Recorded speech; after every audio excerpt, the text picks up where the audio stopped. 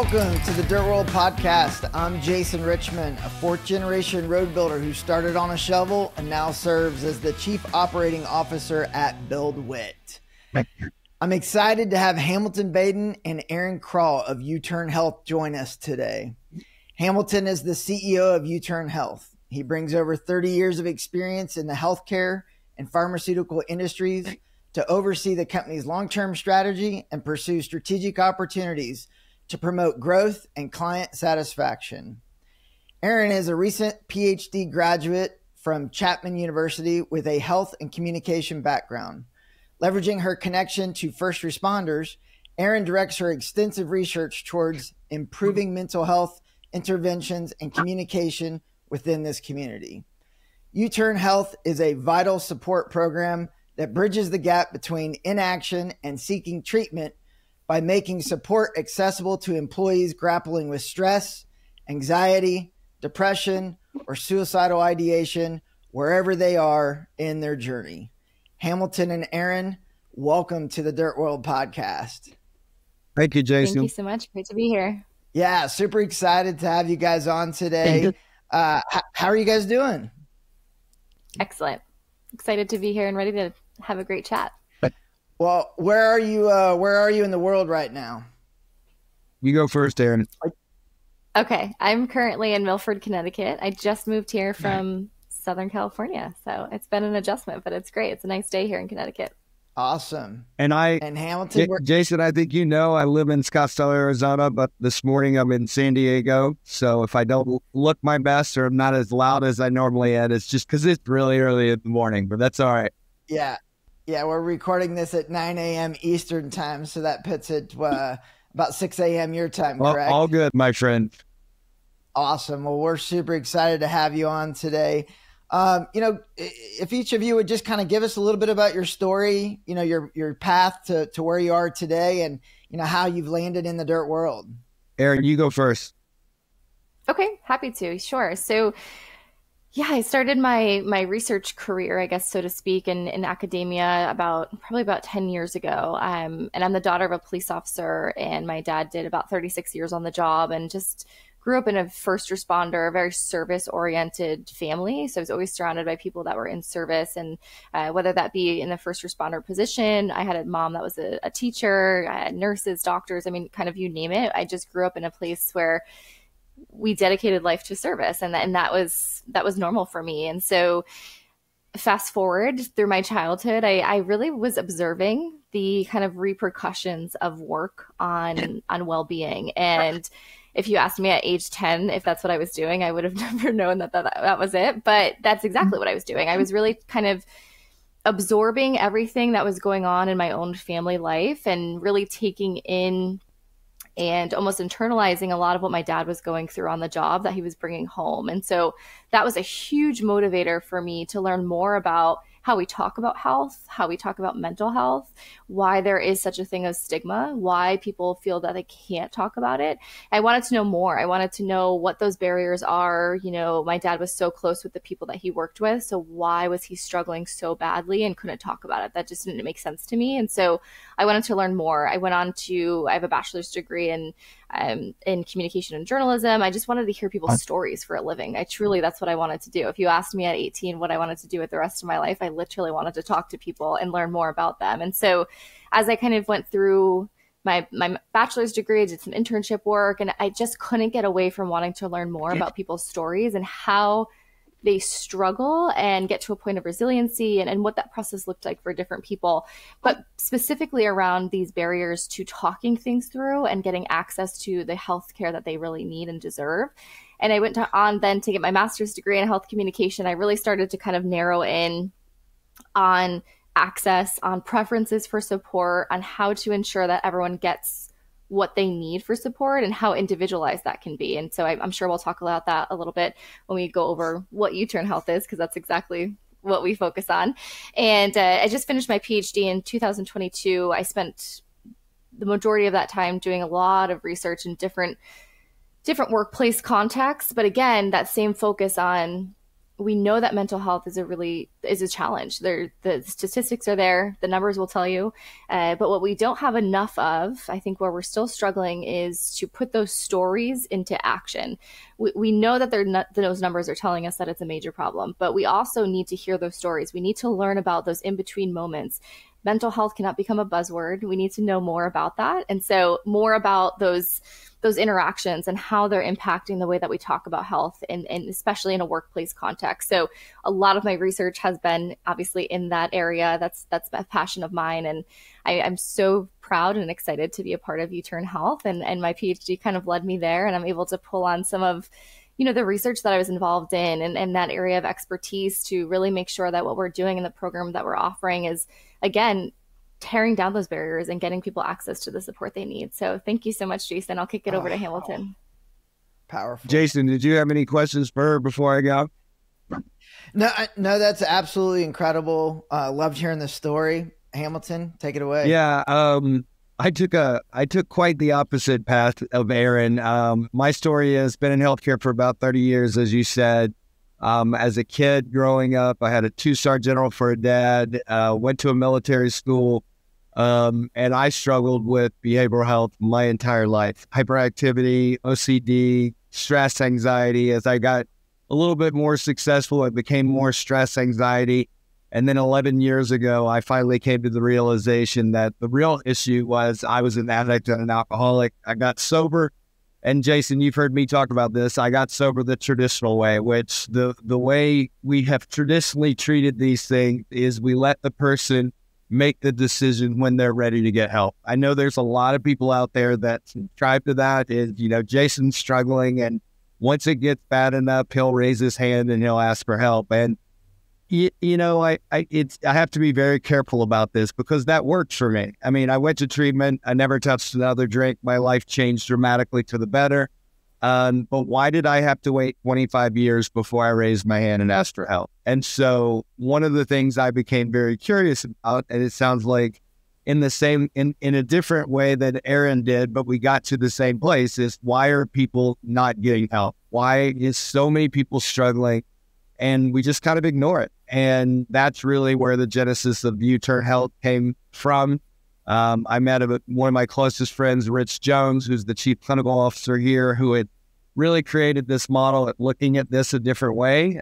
We commercialized it, and we've taken it out to the masses. And I just want to touch on one point. I know we'll get to this. As Erin was talking, it hit me. I always say construction workers, veterans, and first responders remind me of the same person. These are all industries or careers where you guys are badasses. You said it in the very beginning. You were born with a shovel in your hand. Like, weak people don't go shovel dirt and move dirt. And for whatever reason, we have determined that if you have a behavioral health issue in this country, you are weak. And that's just bullshit. And we've got to change the way that we look about this. But that's really one of the stigma that comes along with this stuff, and we've got to get rid of it. So that's me in a nutshell. That's super powerful. Appreciate you sharing your testimony and both of your backgrounds and story. It gives a lot of context to the listeners out there. Next question that I want to jump into real quick is just some basic stuff. I hear the words behavioral health, mental health. Talk to me a little bit about what all of this actually is, and if we could get into maybe a little of the definition so that we're all speaking from the same sheet of music, so to speak. Yeah, Erin, let me start that and then you jump in. So I am guilty of really using the word behavioral health almost every time I talk about this stuff. And the reason there was a specific reason I did that, because when you look at these issues that people are dealing with, we have mental illness. There's all types of mental illness. There's severe and persistent mental illness. There's things like depression. I mean, stress. I mean, do you think about stress as being a mental illness? Well, probably not, but does it cause issues? Does it affect your health? The answer is yes. So I use the word behavioral health, and to me, it encompasses mental health. It encompasses suicidal ideation. It encompasses substance misuse, which is basically the beginning stages of substance use disorder. So basically anything that affects your behavior, your mind, your outlook on things is really what I wove into behavioral health, mainly because it's just out of an efficiency. It's easier to say than having to go through every single thing that affects you and affects your mind. Erin, you may have a lot more technical definitions than I do because I just make stuff up, but go ahead. Sure. Yeah. I think one of the biggest things that I'll stress here too is oftentimes people think that mental health is just the absence of a mental illness, right? It's just, well, I don't have a mental illness. I've never been diagnosed, or I don't have a specific disorder. But mental health is really, it's a state of well-being, and it takes, there's a spectrum of it. It's not like, oh, I don't have any diagnosed mental illness, so I must be mentally well. There's a continuum. And so I think a lot of the times we tend to think in these extremes. But really, it's a state of well-being, and it involves things like your ability to cope with stressors in normal life, right? Normal stressors. Obviously, if you're going through something really traumatic, it's going to be more difficult to cope with that. But the normal stressors of every day, are you able to cope with those? Are you able to be a productive member of the community? Are you able to productively work in the workplace? So mental health is a broad term. I think, I said this earlier too, my biggest fear is that mental health becomes a buzzword that's just kind of thrown around. And so I think a lot of that has to do with there's such a push now to talk about this, which is absolutely necessary and excellent. And so what I'm hoping is that we'll move away from just kind of using the term and really thinking about what it means to be in a state of well-being, right? What factors are involved there? And there's so many of them. I mean, your mental health really impacts how you think, how you behave, how you make decisions, right? And to the point of behavioral health, I guess some key differences there would be behavioral health tends to focus a little bit more on the actual coping strategies, the habits, your lifestyle choices, right? And so they're inherently connected. You can't have one without the other. But when we think about mental health, it's really this state of well-being that occurs on a continuum. And so it's important to think about how to maintain that, right? Maintaining wellness. It's not that we hit a point of wellness and we're like, okay, we're good, like for the rest of our lives, no more effort. And I think that's why it's such an important concept for the workplace, because it's something that you have to sustain. And your work is immediately involved in that, right? You spend most of your day at work. And so your mental health it's impacting how you're making decisions on the job. It's impacting how you're thinking. It's impacting how you're relating to other people at work too. And so the behavioral health component refers a lot more to kind of your everyday practices and your ability to cope and what those strategies are, right? So again, they're inherently connected, and there's only some slight differences there, but I guess that's how I would describe. Hey, Jason, can I give you a quick example? Oh, please. Yeah, and it's fascinating. And I was listening to what Erin was saying. A lot of times people think that certain parts of behavioral health, like especially when it comes to substance misuse and substance abuse, that person did it to themselves. They don't have enough self-control. They did it to themselves. So I'll give you an example. We had a construction worker once. I know we spend tons and tons of money in this world on safety in the construction industry, and it's warranted, and I know why we do it. But we had a guy that was up on, and you guys out there, that big construction guys, if I say the wrong words, just yell at me. He was up on a lift.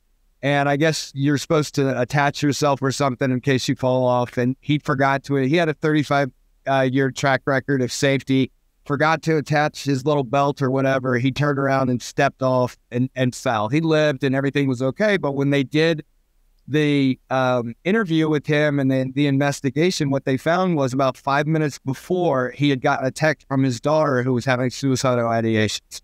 So he didn't do anything. He didn't have any clinical issues, but yet he was so traumatized by what he was dealing with, his mind wasn't working properly. Do we still need to help that guy? Absolutely 100%. It's not. And that's really why the way we've set this up today in the treatment of this stuff is we would want to do a whole clinical evaluation on that guy. That guy doesn't need a clinical evaluation. He just needs somebody to talk to because his daughter is struggling with crap. That's what we have to get to in this country we always say we treat people as human beings, and if you do that, the rest falls into place. Yeah, that's a great example and case study. I picking up on some of Erin's words. She talked about normal stressors and are you able to cope? And I started thinking to myself, normal stressors. I'm a parent. I'm working, I'm building a business, I'm out on the job, I've got family. There's so many normal stressors that are out there, physical health, mental health, financial health. I mean, there's so many things that come into, a person's life that, with that example that you just gave, it could be anything. And so, it's interesting. I started out the conversation today and said, how are you doing?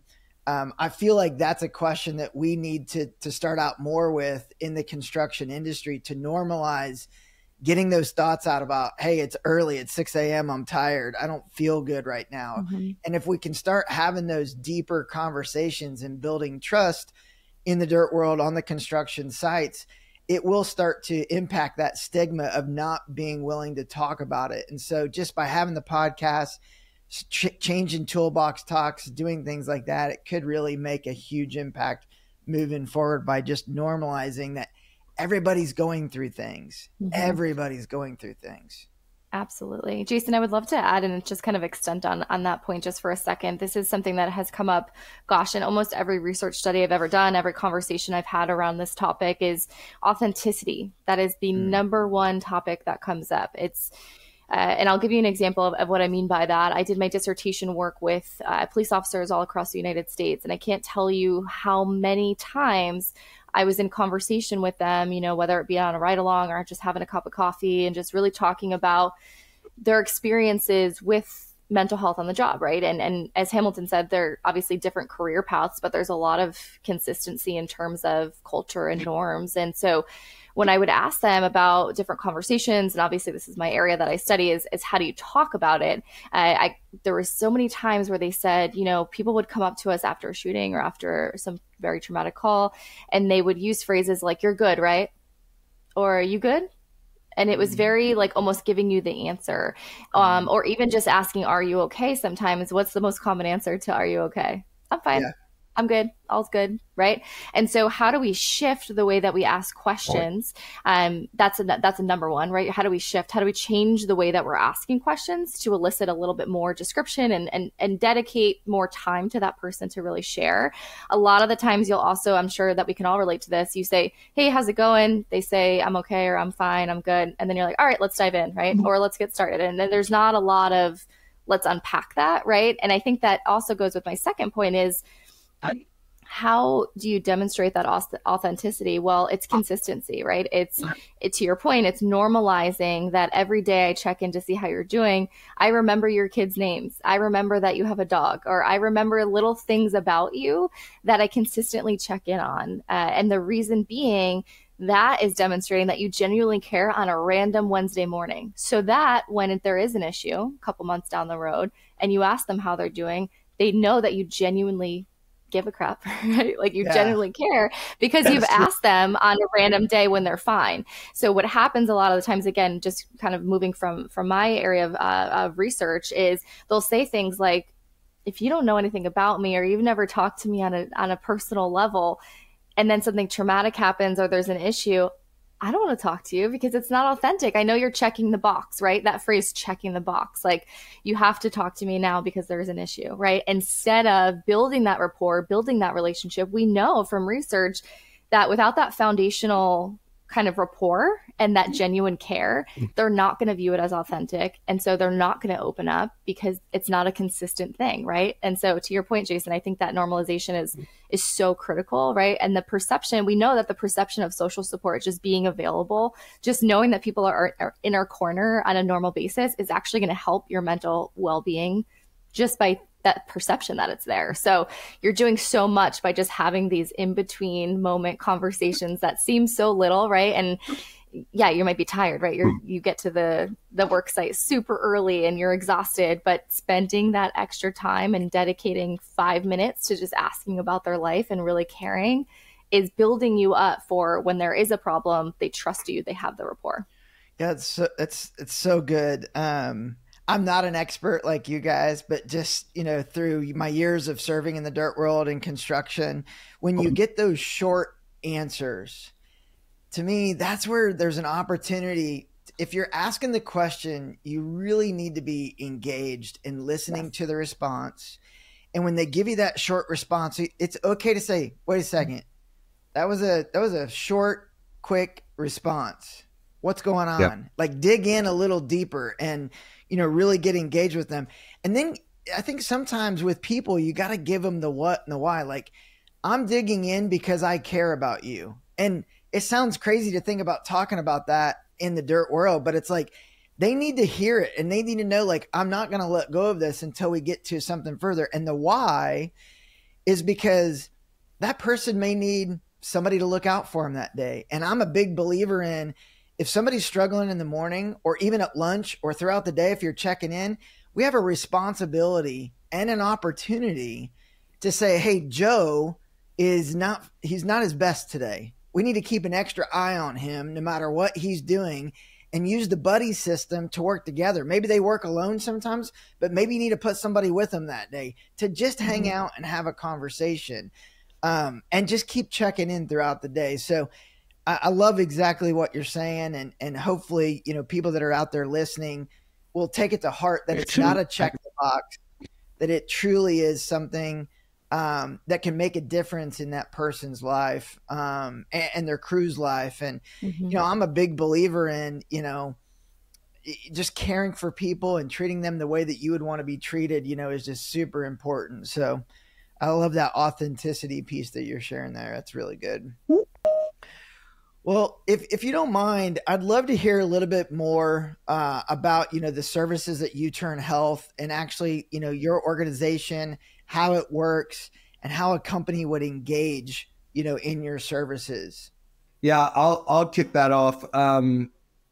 First, let me answer that backwards. The easiest way to find us is youturnhealth.com, YOUTURN health.com. So you can always find us through there. If you Google my name or Erin's name, I'm sure you can find us. You can reach out to us directly, but youturnhealth.com is the easiest way to get to us. The very simple reason we built YouTurn Health and what it is was to close the gaps that we have in the treatment of this stuff. And we've all been kind of talking around this morning. Traditionally, the way we treat this stuff is we wait for the individual that is struggling to raise their hand and ask for help. That's traditionally what we do. It's unlike any other disease state we have. And then when Erin comes to me and says, Hamilton, I'm struggling. I know you got better. Can you help me? I say, yeah, you just need to go see a therapist. You need to go to counseling. You need to go to treatment. You need to not drink anymore, and that'll fix you. And here you go. Have at it. And Erin, being a very normal human being, is going to be like, that sounds very invasive. I always make this joke. Jason, I'll pick on you today. If I wanted Jason in 6 months, Jason had this goal to be a Speedo model or something like that. And I gave him a workout plan and gave him access to a gym and said, have at it, buddy. There's a chance he could do that. But what if I came to Jason's house every morning with a cup of coffee and said, hey, buddy, we're going to the gym. I'm going to work out with you every single day for 6 months. I guarantee you Jason could become that Speedo model. That's really what we're trying to do here. Is people don't get help because a vast variety of reasons, but the main reason is just the way we treat this today is really scary.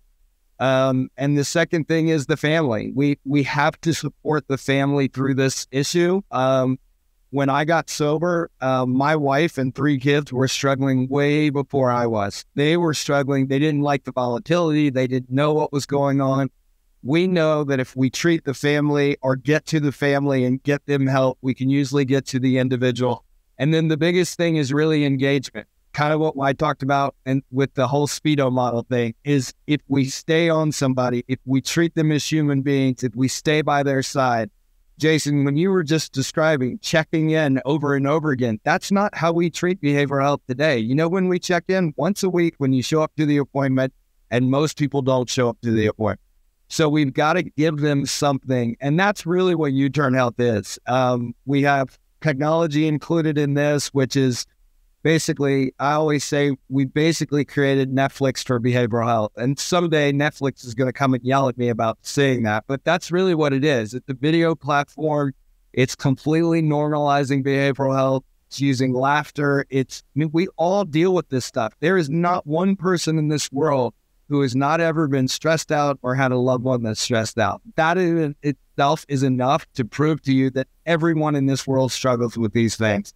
So we normalize it, and then our secret sauce is we've created the nation's largest and only really clinically reviewed peer support program, where we take individuals and family members with lived experience, we give them a new career, we train the hell out of them, and the goal is to shift the responsibility to them. One of the things, and I'll end it on this because we know I'm going on and on. One of the things that I think is the biggest issue in this is we always leave it up to the individual that struggles. And when Erin says she's not ready, we turn around and say, well, when Erin's ready, she'll raise her hand and ask for help. And that's called hitting rock bottom. I'm sure most people have heard that. When Erin hits rock bottom, she'll raise her hand and ask for help. Why the hell are we waiting for her to hit? That makes no sense. Because rock bottom in her case could be death, and you can't fit a dead person. Mm-hmm. So we've got to do this differently, or we're going to continue to lose people in our lives to this tragedy. Erin, I don't know if you had anything you wanted to add.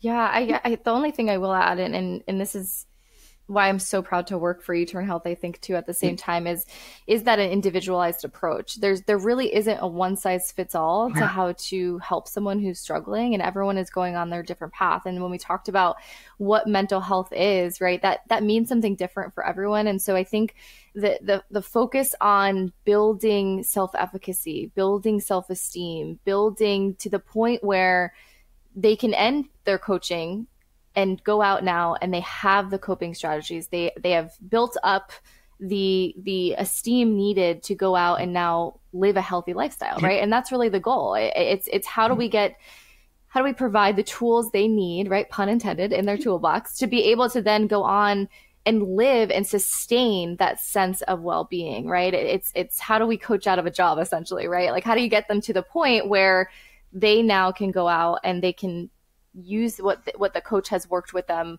They can use what they've learned on our learning platform and really apply it. And, you know, as human beings, we want a sense of control. That's probably one of the biggest things when we're struggling with any kind of mental health related challenges. You feel not in control, and that is a terrible feeling. So the coaching and the providing of this education in different formats, it's how do we get them to feel that sense of control so that they can go on and now live and sustain that positive state of well-being. And I think that YouTurn Health does a really good job of that.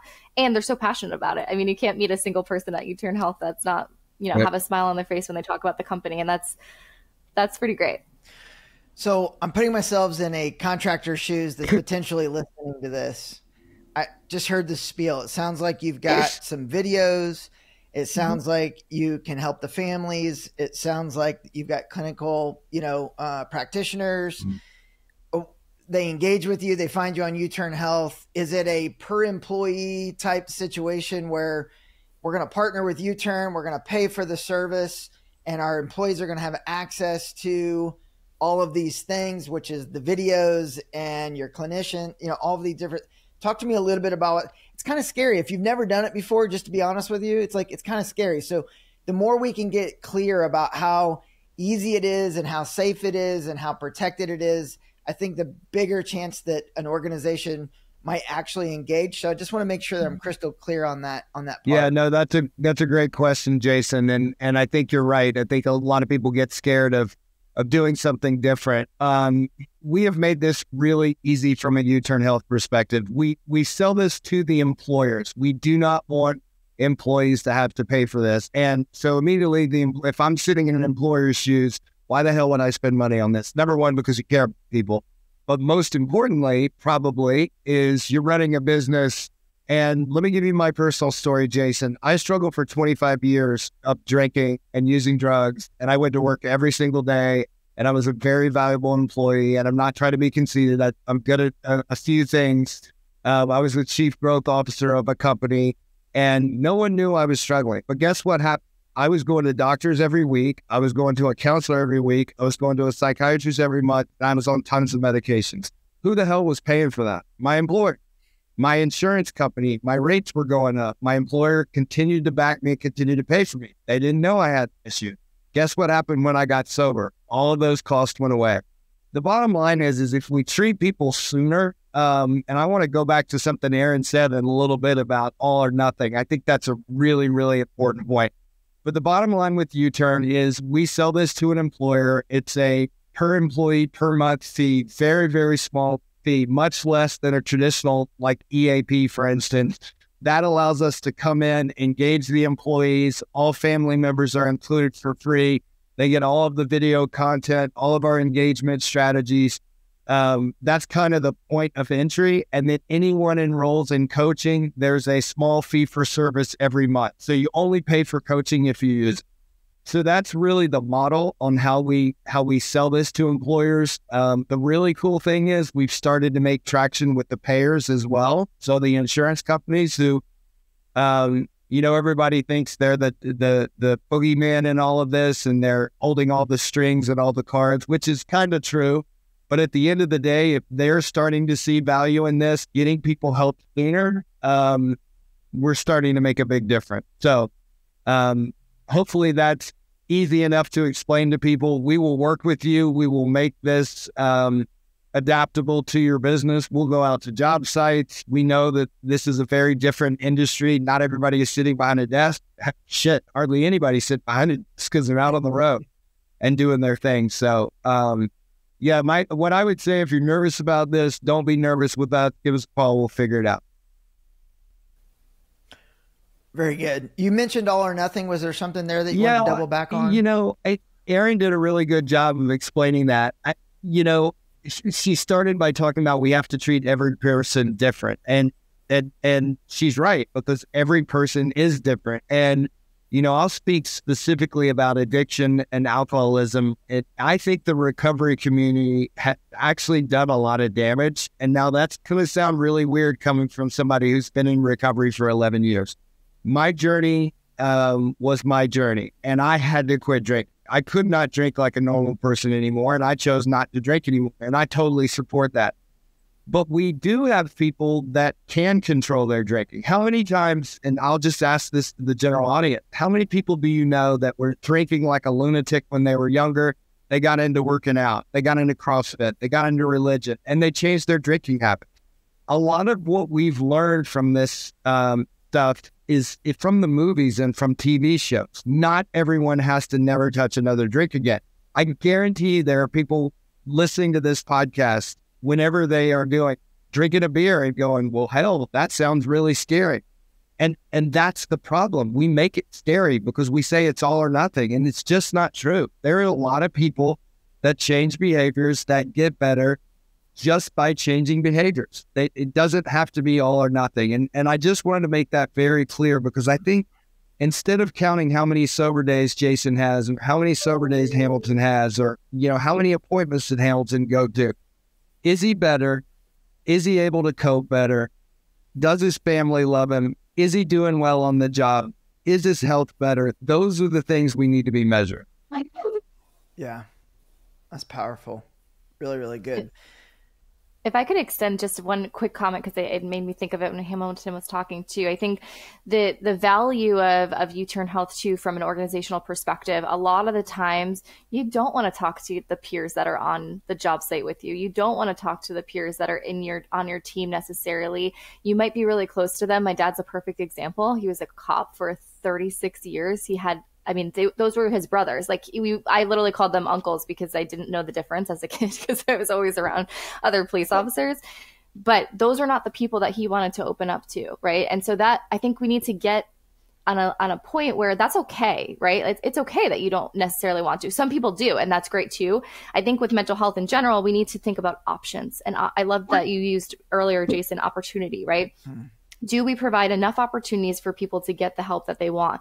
And people are going to have different preferences. To Hamilton's point, you're going to have different paths. And I think what's great about what we're doing is we're saying this is a confidential option. Never, ever will we go back and tell your employer that you've been going through coaching or using our learning platform. We report aggregate data.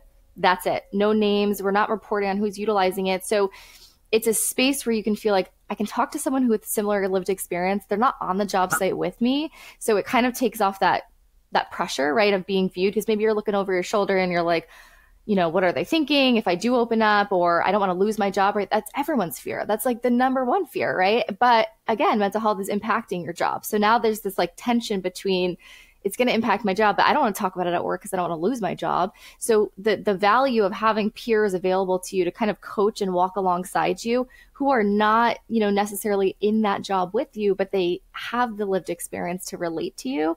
I feel like that's such a value. And again, that confidentiality piece is important. It just is. We have to kind of face that head on, that people are still nervous about that. And how do we address that? Well, we provide confidential support in different ways. Yeah, Jason, I have to add one thing to this. It's an anecdotal story, which I think will resonate with people. We did a pilot for the Army Reserves a few years ago when we were just starting YouTurn Health, and we had a guy in the reserves that had tried to end his life by suicide, shot himself in the face, and he lived.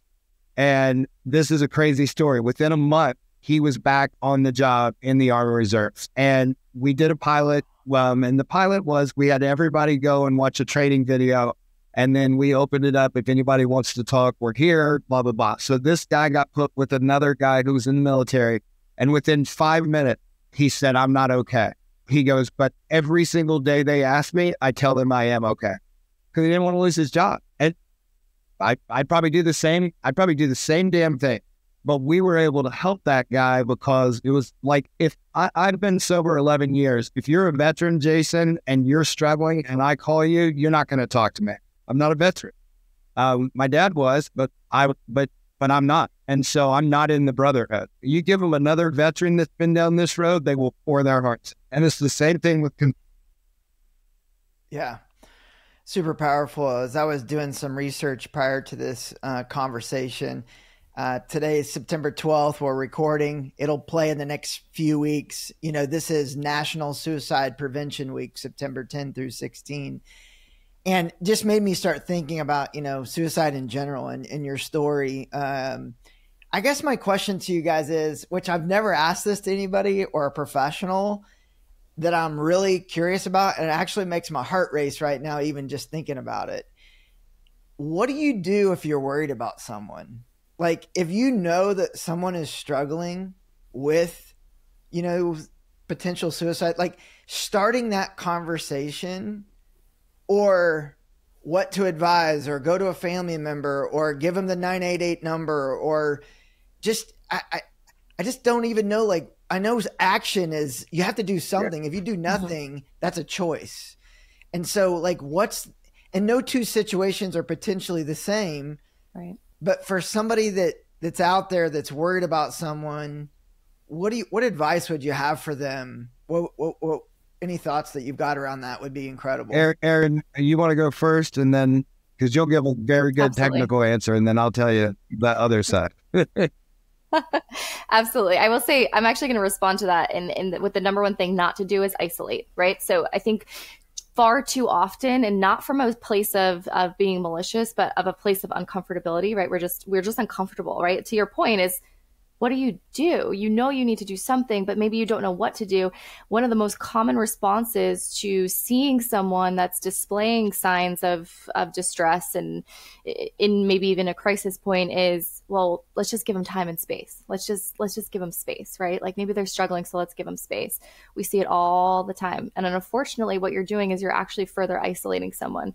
That is one of the number one risks for suicide, is that you feel isolated. You feel like those options and opportunities for help, they're gone. There's nothing else that can possibly help you. And so that's the only way out of feeling the way that you're feeling is to die by suicide. And so never isolate. The number one thing that you should not do is isolate. So that's number one. I would say it's all about your approach, right? And to your point, Jason, there's no one path, right? I teach mental health first aid, and we talk about this. We talk exactly about how to approach. I wish there was this perfect model that I could give you, that these are the steps that you take. There isn't. But what you can do is have some ideas for ways to approach. It's going to depend on the person. I think so. The different approaches, you kind of alluded to it earlier today when you were talking a little bit about kind of taking ownership over things that you've noticed and using those as opportunities. I think that's absolutely excellent. So an example of that might be, I noticed that you haven't been sitting with us at lunch anymore, and you normally do. Just wanted to check in. I really care about you, and I miss you sitting with us at lunch. Something as little as that can spark a conversation. There's a difference between that and, are you okay? Are you okay? They might say fine, right? To Hamilton's point, you could say that over and over again. But saying that you've noticed something, you care about them, using those I statements, right? I noticed something and I care about you, instead of, you're always late, you're showing up this way, you're not doing this. That's more accusative. So you're adding to their stress. You're adding to that emotional distress. So I think it's number one is approach in some way, right? Try to keep it as genuine and authentic as you possibly can without coming in, you don't want to come in hot like, oh my gosh, what's going on with you? What's wrong with you? That sort of thing. Try to approach it in that type of way, recognizing certain things that have stood out to you as an opportunity to talk. I think what often happens too, and sometimes people will push away from this response, is instead of going to them with like a packet of information or a flyer or something, saying things like, I can't possibly know what you're going through, but I really deeply care about you. I've struggled before too. And I know that there's some resources that YouTurn Health offers. Is it okay if I share some of that with you? It might be helpful. That's a totally different approach than like, here, dude, you seem like you really need this. Here's a flyer, right? Another way that you can kind of, if you really feel like suicide might be, they might be a risk for that. Can I sit with you while we make this phone call? I would love to kind of walk you through this. Far too often, it's the isolation is number one. But the second thing is, and we've talked a little bit about this already, but it's giving information and not following through. People who are in a crisis moment are not trying to sit on the phone and navigate 17 different steps. And so now you're just kind of putting a Band-Aid, so to speak, over the problem and not really following through. And I think definitely too, the other piece of it is time, right? Like you're not going to just ask someone if they're okay, if they say, they're fine, and just leave it as that. You have to be consistent in your follow-ups. I would even say things if you really are concerned about the person, schedule another follow-up. Like, hey, is it okay if I check in with you tomorrow after coffee just to see how you're doing? Is that okay with you? You want to also kind of give them that autonomy and control, because that's a huge element of mental health, right? Is to feel like we have a sense of control. But I would definitely ask them if it's okay to share information. I would follow up with them. And again, use that kind of authentic conversation to really demonstrate what you've noticed. A lot of the times you're going to see that when you do point out things that you've noticed, if they're late, if they're distant, things like that, it gives them the chance to talk about that. And then it kind of evolves in the conversation. And I would say too, not everyone is going to be like these experts in what's offered for information. So if you know someone at your organization, like let's say Hamilton he just knows all of that stuff. I know that about him. He has the resource list. He can provide further help. You say something like, hey, I know Hamilton. He's a really nice guy. Why don't the three of us have a conversation? He could just share with you, if you don't want to hear about it, we can just walk out, and that's totally cool too. But do you mind if I just share that with you? And I think what those different options do is, again, it demonstrates your authentic care. We're not isolating, and we're giving options and information. You always want to keep them informed and help them navigate that process too. And to the coaching, going back to coaching, that navigation component is really what we focus on, because that's where we lose people, right? It's like, it's at that moment in time, you don't want 17 additional steps. You just want to get to help at that point, but you also want to feel that sense of control. And I think especially in the construction space where there is this like, I'm strong, I'm tough, I do a hard job, it becomes even harder and harder to say yes. And so if you just give those kind of, if you approach it in that way, I think you'll get a lot better of a response. So I'm sorry, I took a lot of time on that. I'm going to kick it to Hamilton to extend on what I just said. Let me just, Jason, any comments on what she said? No, I see the dichotomy between the two of you. You've got textbook and then like real life. Yeah, there you go. And so I love it. And I think that our listeners are going to really appreciate it. So well, it's excited to hear funny, your thoughts. Jason, because Erin, your chief dirt nerd, who I met last week, he asked me the exact same question. He was literally like, I wouldn't know what to do. And my response to him was, and I'll just ask you, Jason, I want you to think about somebody in your life and it could be your wife, but let's not use your wife, your best friend, somebody that you know intimately. You're out with a beer with them, or you're out having a glass of coffee with him or whatever, and he tells you he's struggling. Like, it doesn't have to be hard. What would you do with your best friend? You put your arm around him and you'd be like, dude, I love you. I'm going to be here with you. Do something. That's what I would say. Do something. Erin hit again, Erin's much more clinical and technical than me. Don't isolate. Don't do this. Don't do that. Like, no, there's not a textbook on how to do this. And it's funny. I was literally just sitting here thinking as Erin was talking, and I had completely forgotten about it. This was 2 companies ago. I had not even thought about building a behavioral health company. And it just hit me. I had an employee that worked for a lady that worked for me. So she was 2 rows down from me, and they came to me and said she's suicidal. And she's very honest. She goes, I don't want to live anymore. I'm depressed. this and that. And I said, look, whatever you need, we are here to support you. We walked her into human resources. We got her help. And this is the most fascinating story in the world. And it's going to sound like I'm bragging, and I swear to God, I'm not. She told me that if she ever had a child, she was going to name it after me. And I swear to God, the girl named her kid Hamilton. And she is alive and well today. And I'm nobody. I just happened to be there and happened to tell her I cared, and we got her the help she needed. And that, to me, it's not rocket science. Just do what you would do with your best friend. That's incredible. That's great advice.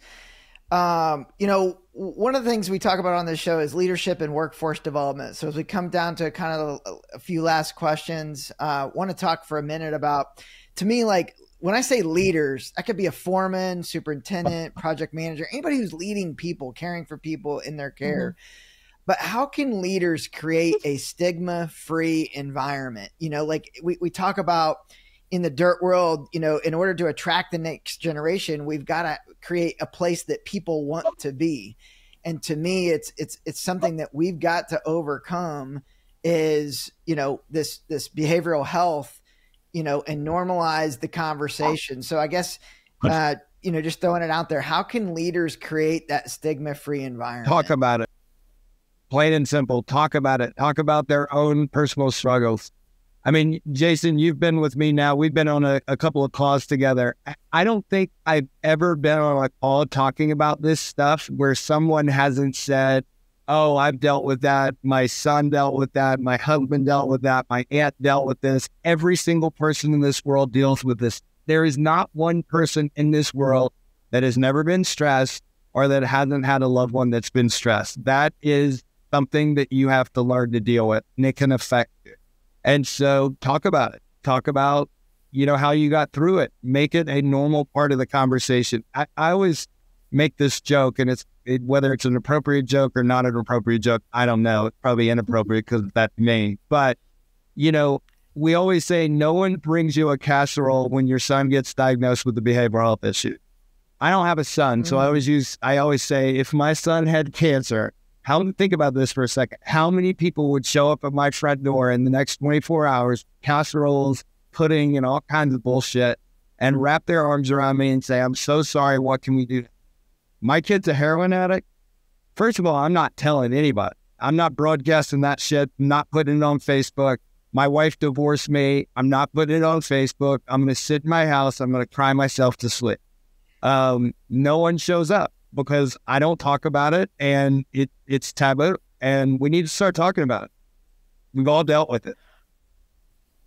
That's super powerful. I start to think about like workforce development as well. And we list out all of the benefits, like when you're trying to hire people, we don't talk about, behavioral health as a benefit. And so as an organization, there's a chance to share those case studies and those stories for caring for people, and the programs that we have and the support groups and what we do for families and, whatnot. So to me, there's probably some companies that are out there doing that across the country, which is great, and would love to hear more about that. But as we move forward from a leadership and workforce development standpoint, it feels like this is something that we can lean into.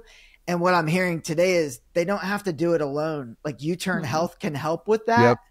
And, that's it's just a unique opportunity to lean into one of our biggest challenges in the construction industry, which is helping humans be better humans. And it's just really encouraging as I, hear this conversation today. I will just add to Go ahead. I was just going to add to, I think we need to move away from kind of these cliche statements without a lot of action to support them. So one of the things that comes up quite a bit too, when you kind of look at this holistically across organizations, is things like saying, my door's always open, or it's okay not to be okay. Well, those are fine statements if you're backing them up with specific actions, right? If you say my door is always open, but then when people come in to talk to you, or every time that you say, hey, how's it going? There's no follow-up, or, you're talking to someone and they're at their computer, right? Like I always say, if a student walks in, I teach at a number of different universities at the college level. If a student has a problem, they come in and I'm like, I'm listening. No, you're good. I just have to finish this one email. No, I'm listening. you're not listening, right? So your door really isn't open. You're not really there and engaged. When you're talking to someone about their well-being, that is so vulnerable for them. So you need to make sure that they feel like there is no place you'd rather be than in that conversation with them. And I know that that's hard because you're busy. You're a leader. You're busy. You have a million things going on. However, if you are going to really take advantage of opportunities to help people, you have to give them your all. And so I think moving away from just using these cliche statements and really focusing on what's the action behind it, I think definitely sharing if you've had your own experiences. And the last thing I will say is know what resources are available, not just that they're there, but what they are and what it's going to look like for them to go through that process, right?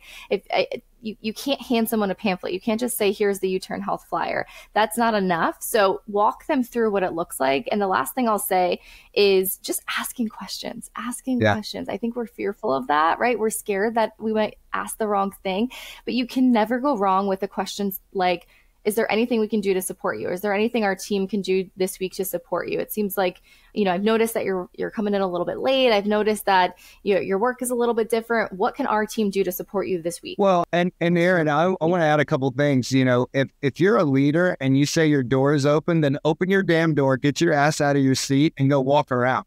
I had a CEO that used to tell me all the time, my door is always open. And it was hilarious because this CEO never walked past a certain point in the office. Mm-hmm. Your door's not open. So you're sitting behind your damn desk. And to Erin's point about ask questions, it doesn't even have to be these questions like, how are you doing? This and that. Like, how's your dog? Tell me about your family. How's your because that, the easiest way to explain this, Jason, is treat people as freaking human beings. If you do that, you get your ass out of your seat and you act like you can actually give a shit, then everything will fall into line. It's really that simple. That's the Hamilton. Scared of it. That's the Hamilton you love. That's the Hamilton that I love, man. You can't fake this shit, dude. Yeah. You cannot fake this stuff. Yeah. And everyone has had something in their life that has not gone perfect. We're not perfect human beings, and that's treat people as human. People always laugh because people say people will tell you anything, and it's like because I ask freaking questions, dude. Ask open-ended questions that make them describe, and you're showing them by asking open-ended questions that you want to hear more, right? If you say like, "Are you good?" There's one answer, yes or no, right? And then what do you do if they say yes? How do you follow up from that, right? So asking those open-ended questions elicit that conversation. And Jason, I know we're running out of time, but here's the thing. You never know what one little action you take that will save someone's life. I've heard people speak about wanting to die by suicide and literally one thing, one little comment, how's your dog? How's Molly doing? Something triggered them out of it. Wow. That's super powerful. Well, you're right. We are starting to run out of time. As we come to a close, I just have one last question. I want to talk just briefly about the summit. What are you guys most excited about? And maybe a few nuggets from Erin on the mental health 101 workshop that she's going to lead. I'm excited to see you. I can't wait. Me too. Every time I talk about you guys, I think we have very similar missions. You guys are hell-bent on changing the face construction in a positive way, and we're hell-bent on changing the face of behavioral health. So I think the summit's going to be an awesome time. I'm excited to see Jocko and all of that stuff. But Erin, why don't you talk about what you're going to be doing there? I think that's important. Yeah, absolutely. So I think, where we're at in terms of really making a difference in the mental health space and bringing that into our workplaces, and especially in the construction space, is we know it's a problem. We know that, right? We know, we can look at the statistics. It's getting worse and worse over time, not better. We're at a point where we have so many resources and so many different programs and initiatives, but the numbers are not going down. We're still seeing the problem, right? And so the workshop is going to really focus on solution instead of just talking about the problem over and over, right? I think we're at the point where we know that something needs to change, but to your question earlier, it's like, what do you do? How do you approach? So it's a lot more skills-based of a workshop. We're going to talk about ways to have these conversations, how to approach, what to look for, how to, provide resources when appropriate. It's all around skill building in terms of the communication component of it, to equip people who take the workshop to feel more confident and competent in going out and having the conversation. And again, it doesn't have to be these like crazy clinical in-depth conversations about psychology, but it's how do you practice having these conversations on a regular basis so that it becomes a natural thing. And then you're going to normalize it on your own teams, in your own workforce. And so it'll be a lot more skills based than listening to me talk. We'll have some scenarios, we'll work in groups, we'll look at different examples. And so I'm really, really excited. I think the solution focus is going to be something that it's really needed. And I think it'll give people the skill set and the tools to kind of get started and dive in, especially for people who might be, they want to help and they care. And there's so much of that, but there's not a ton of that solution-based talk. That's fantastic. Super excited for the summit. So glad to be partnering with you guys. I'm very grateful for our friendship, our relationship, and all the things that we're doing, for the dirt world. It's going to be an incredible event. Hamilton, just forewarning, I'm a hugger, so I'm probably going to dive in for a big hug with you. Right, just FYI. I'm in. It's going to be a lot of fun. Hey, just to repeat, you can find YouTurn Health at YouTurnHealth.com. Once again, that's YouTurnHealth.com. They're also on Facebook, LinkedIn, X. Yeah, I said X. It's kind of weird. It's not Twitter anymore, but X and Instagram. Man, what an incredible podcast. So much fun talking with you guys today. I could talk for a lot longer. I have a feeling that you guys are going to be regular appearances on the Dirt World podcast or Dirt Talk. Really excited about where we are and where we're going. You guys did an incredible job today. Oh, thanks, buddy. Thanks for having us. Thank you. Yes, thank you so much. Absolutely. Well, to our listeners, I appreciate you joining us again today. Until next time, keep leading in the dirt world, building people, projects, and communities. Have a great day.